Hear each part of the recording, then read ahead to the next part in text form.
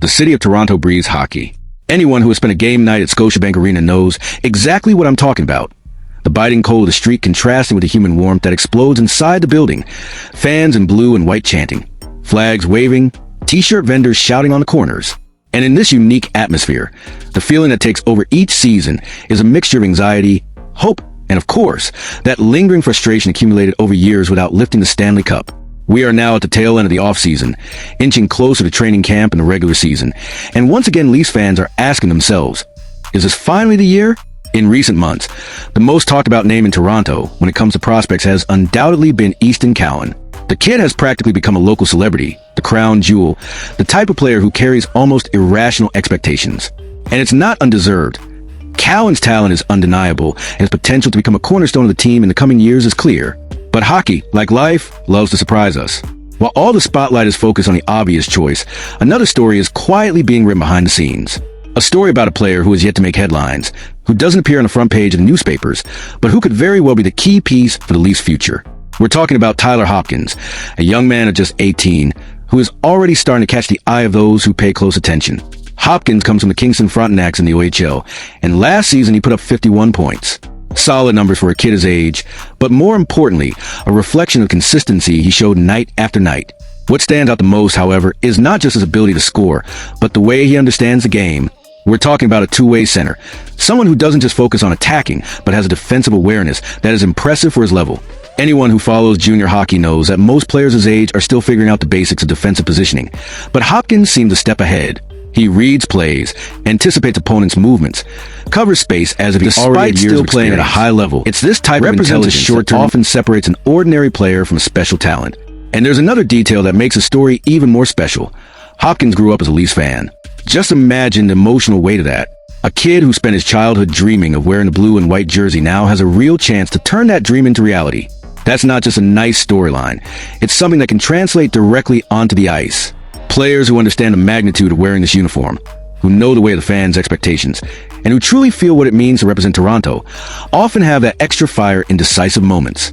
And for a team that has struggled so much with lack of intensity in the playoffs, that kind of fuel can make all the difference. The most interesting thing is that Hopkins' case fits perfectly into the Leafs' biggest need in recent years: depth. It's no secret that Toronto has struggled at key moments when forced to rely on the bottom of their roster.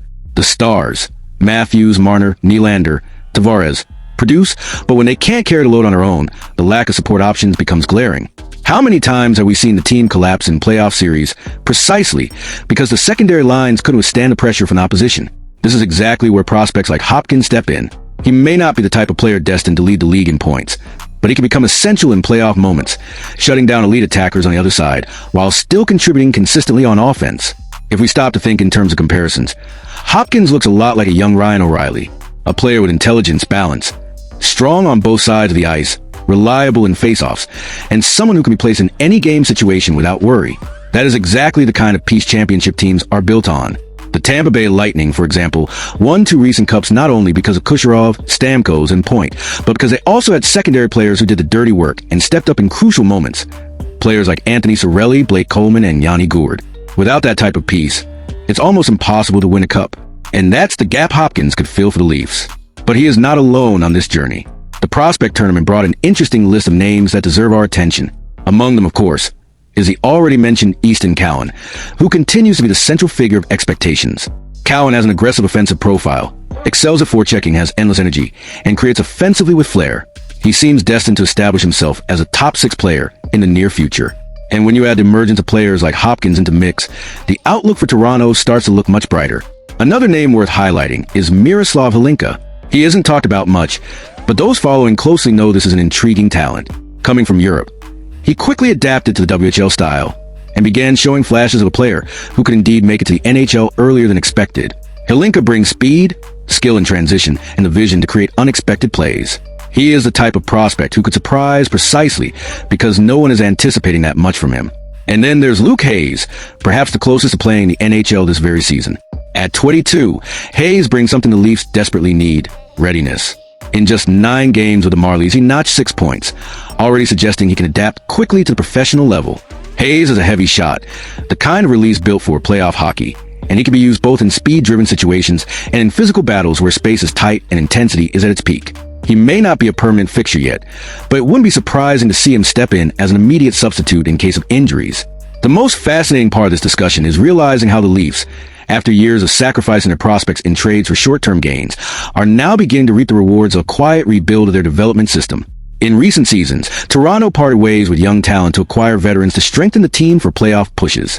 Those moves, while understandable, left the franchise vulnerable in the medium term. Now, with names like Cowan, Hopkins, Hlinka, and Hayes, the picture is starting to shift. The depth that had been missing is being rebuilt, and this is a fundamental step for the future of the organization.